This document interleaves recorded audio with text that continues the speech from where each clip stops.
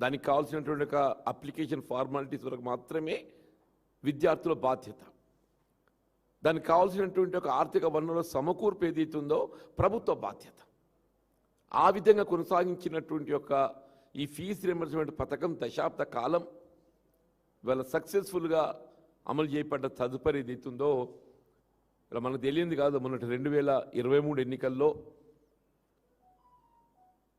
ఇలా ఆనాటి దశాబ్ద కాలం కేసీఆర్ గారి పాలన కన్నా ఇంకా మెరుగైన రీతిలో పాలన అందిస్తాం, అటు రైతాంగానికి సంబంధించి ఏదైతున్నదో వారు అమలు చేతలు పెట్టిన రైతు బంధు, రైతు భరోసా అనే నెపంతో 15,000 రూపాయలకు మేము దాన్ని పెంచడం జరుగుతుందని చెప్పి పేర్కొనడం ఇవాళ ఈ చివరికి ఏమైందో మనం గమనిస్తున్నామని చెప్పి అంటున్నాను.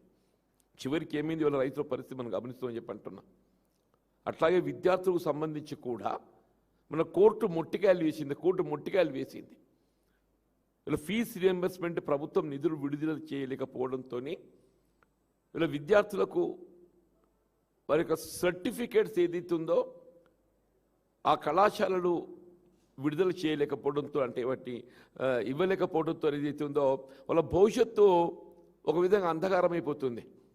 విద్య పూర్తయింది, క్వాలిఫై అయిపోయినరు, వాళ్ళ భవిష్యత్తు అన్వేషణ కొరకు ఏదైతే ఉందో కావాల్సిన సర్టిఫికేట్స్ కావాలంటే కళాశాలలు మాకు కావాల్సిన ఫీజు రియంబర్స్మెంట్ ప్రభుత్వంతో నిధులు విడుదల చేయబడలేదు కాబట్టి అన్లెస్ ఆ నిధులు విడుదల చేయబడితేనే కానీ మేము సర్టిఫికేట్స్ ఇవ్వడం అని మొండికేయడంతో ఏదైతే ఉన్నదో ఇలా విద్యార్థులు ఆందోళనకు గురి కావటము, ఇలా ప్రభుత్వం నిమ్మకి నీరెత్తినట్టు ఇలా కళాశాల యాజమాన్యాలు ప్రభుత్వంపై ఎంత ఒత్తిడి తేవడానికి ప్రయత్నం చేసినా కానీ నిమ్మకు నీరెత్తినట్టు ఇవాళ వాయిదాల పద్ధతితో మేము నిధులు విడుదల చేస్తామని చెప్పని ఇలా బొంకు చివరికి కళాశాల యాజమాన్యాలు ఏదైతే ఉందో కోర్టును ఆశ్రయించటం. కోర్టు ఏదైతున్నదో కళాశాలలకు చెల్లించవలసినటువంటి ఫీజు బకాయిలు చెల్లించవలసిన బాధ్యత ప్రభుత్వంపై ఉన్నది. ఎప్పుడైతే ప్రభుత్వం చెల్లించలేకపోతున్నదో వీళ్ళ విద్యార్థులు వాళ్ళ సర్టిఫికేట్స్ కావాలని చెప్పి భావించినట్టయితే మరి వాళ్ళ తల్లిదండ్రుల దగ్గర ఆ బకాయిలు వసూలు చేసుకోవడానికి కొరకు కళాశాల యాజమాన్యాలకు ఆప్షన్ ఇచ్చింది. దాంతో ఏదైతుందో ఏ విధంగా నిరుపేద వర్గాలు ఆందోళనకు గురైన మనందరం గమనించామని చెప్పి అంటున్నాం. వీళ్ళు చివరికి ఏదైతుందో ఇప్పుడు మనకు ఈ 26-27 ఆర్థిక విద్యా సంవత్సరంకి వెళ్ళి 26-27 విద్యా సంవత్సరంకి వెళ్ళి ఏదైతున్నదో ఇలా పోస్ట్ మెట్రిక్ విద్యకు సంబంధించి గతంలో ఏదైతుందో విద్యార్థి ఏ విధమైనటువంటి యొక్క ఆర్థిక భారం లేకుండా, ఫీజు చెల్లింపు లేకుండా కళాశాలల్లో ఉచితంగా చేరిక లభించేది. ఇప్పుడు ఏమైపోయింది, మేము డైరెక్ట్గా విద్యార్థులకే మేము ఫీజు చెల్లింపు చేస్తాం. జీవో చిత్రంగా ఉన్నది. జీవో ఏమంటుంది, మేము డైరెక్ట్గా విద్యార్థులకు ఫీజు చెల్లింపు చేస్తామని చెప్పంటుంది. ఆ ఫీజు చెల్లింపు చేస్తామని ఎప్పుడు అది నిర్దిష్టంగా లేదు. మీరు విద్యార్థులకు చెల్లింపు చేసే ఫీజు ఏదైతున్నదో మీరు సరైన సమయంలో చెల్లింపు చేయగలిగితే అసలు సమస్య లేదు. మీరు సరైన సమయంలో చెల్లింపు చేయలేకపోతూనే ఈ సమస్య అంత ఉత్పన్నమవుతుంది. ఇలా విద్యార్థులు ఆ నిరుపేద వర్గాలు ఏదైతుందో వాళ్ళ కళాశాలలో ఫీజు చెల్లించుకునే స్తోమత కలిగి ఉన్నట్టయితే అసలు ఈ సమస్య ఉత్పన్నం కాదు. ఇప్పుడు ఏమంటుంది ప్రభుత్వం చెప్పేది ఏంటి, జియో 7 వాట్ ఇట్ సేస్, వీళ్ళ పోస్ట్ మెట్రిక్ విద్యకు సంబంధించి వీళ్ళ కళాశాలల్లో చేరిక మీ బాధ్యత, మాకు సంబంధం లేదు. పోస్ట్ మెట్రిక్ సంబంధించి ఏ విధమైన కోర్సే కానివ్వండి, అది సాంకేతిక విద్య కానివ్వండి, మెడికల్ విద్య కానివ్వండి, అగ్రికల్చరే కానివ్వండి, డిగ్రీ కానివ్వండి, అది ఏదైనా కానివ్వండి చెప్పంటూ నేను ఇంటర్ స్థాయి విద్య కానివ్వండి, ఆ చేరిక మీ బాధ్యత, మాకు సంబంధం లేదు. దానికి కావాల్సినటువంటి ఆర్థిక భారం మీరే భరించాలి. దానికి సంబంధించిన ఆర్థిక భారం మీరే భరించాలి. మేమేదైతుందో మేము మీకు చెల్లింపు చేస్తాం. ఎప్పుడు చేస్తావు, అసలు వాడికి చెల్లింపు చేసే స్తోమత కలిగి ఉన్నట్టయితే అసలు ఫీజు రియంబర్స్మెంట్ ఆలోచన ఎదుగుతారు మీదకి వస్తుందే. నీకు కనీస పరిజ్ఞానం కలిగి ఉండాలి. రేవంత్ రెడ్డి గారు ఏదైతుందో కనీస పరిజ్ఞానం కలిగి ఉండాలని చెప్పంటున్నాను నేను. మనం ఆల్రెడీ ఎన్నికల ప్రణాళిక మనం ఏం పేర్కొన్నాం? మనం కాంగ్రెస్ పార్టీ అమలు చేసిన ఫీజు రీయింబర్స్మెంట్ పథకాన్ని ఇంకా మెరుగైన రీతిలో కొనసాగిస్తాం. ఇంకా మెరుగైన రీతి అంటే ఏంటి? విద్యార్థులను ఆందోళన గురి చేయడమే మెరుగైన రీత.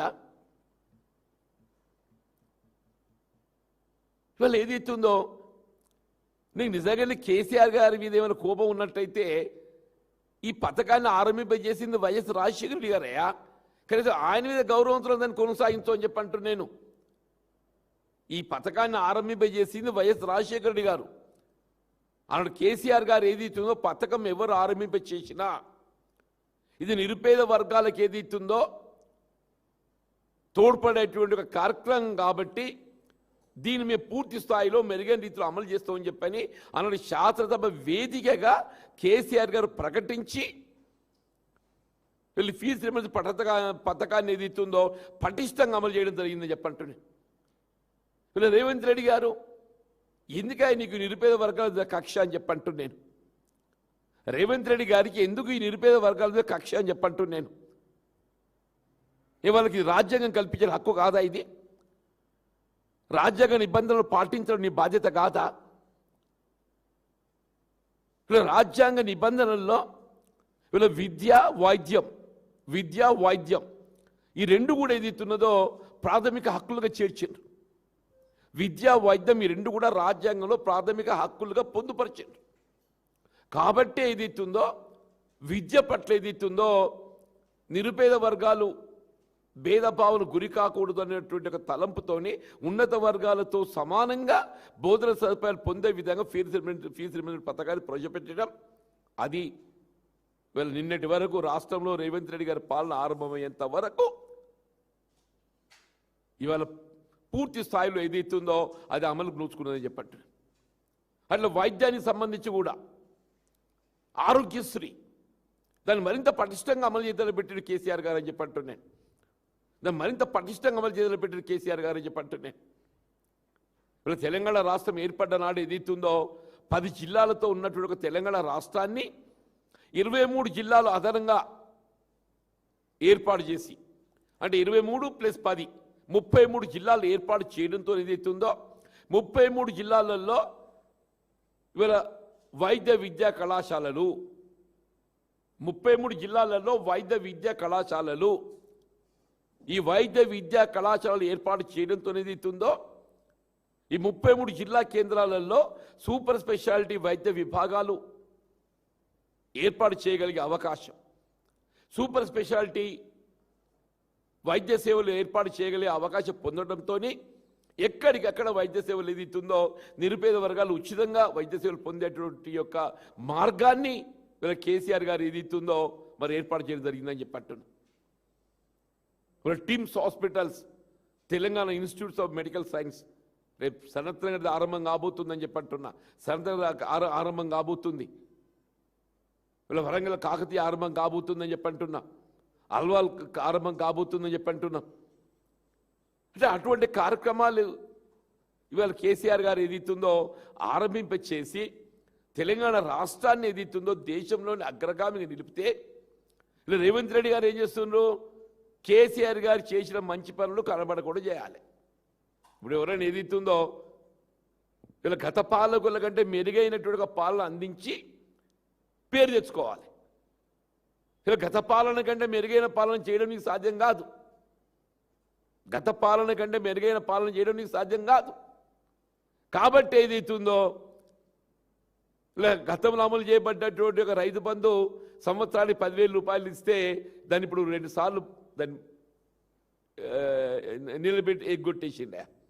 ఇంకా ఇప్పుడు 3వ సారి ఏదైతుందో ఎకరా 6,000 చొప్పున 2 పర్యాయాలు ఇచ్చిండు. అంటే 2 ఎకరాల పైబడడానికి ఏదైతుందో ఆ సమస్య లేదు.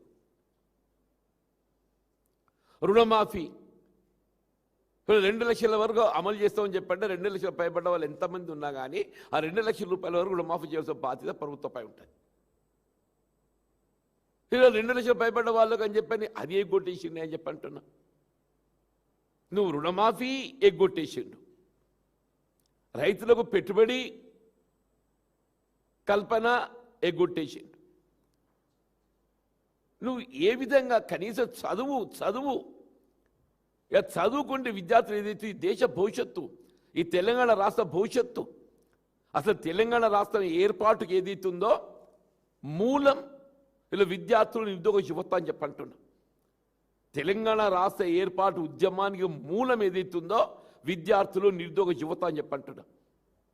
అన్నాడు కేసీఆర్ గారు ఏదైతుందో ఉద్యమ నేతగా ఈ తెలంగాణ ప్రాంత భవిష్యత్తు తీర్చిదిద్దాలనేటువంటి ఒక సంకల్పంతో మెరుగైనటువంటి ఒక విద్యా బోధన సదుపాయాలు తెలంగాణ ప్రాంతంలో కల్పింప చేయాలనేటువంటి ఒక తపనతోని ఈ ప్రాంతంలో నిరుద్యోగ యువతకు ఏదైతుందో ఉద్యోగ ఉపాధి అవకాశాలు మెరుగుపరచాలని తపనతో ఏదైతుందో అని తెలంగాణ రాష్ట్రం ఏర్పాటుకు ఉద్యమించి రాష్ట్రాన్ని సాధిస్తే చివరికి ఏమైందే?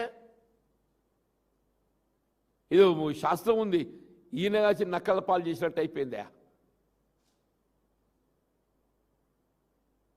ఏమంత మెరుగైన పాలని చెప్పారు రేవంత్ రెడ్డి కూసురుడు దొర అంటే పెట్టుబడిదారుడు, దొర అంటే పెట్టుబడిదారుడు అని చెప్పి అంటున్నా. ఆయనకి ఎంతవరకు ఏదైతే ఫోర్త్ సిటీ కనబడుతుంది తప్ప ఇంకోటి కనబడదు ఆయనకి ఎంతవరకు ఆ ఫోర్త్ సిటీ ఆయనకి ఏది ఆయనకు ఆర్థిక ఆయనకు ప్రయోజనం అనుగుణ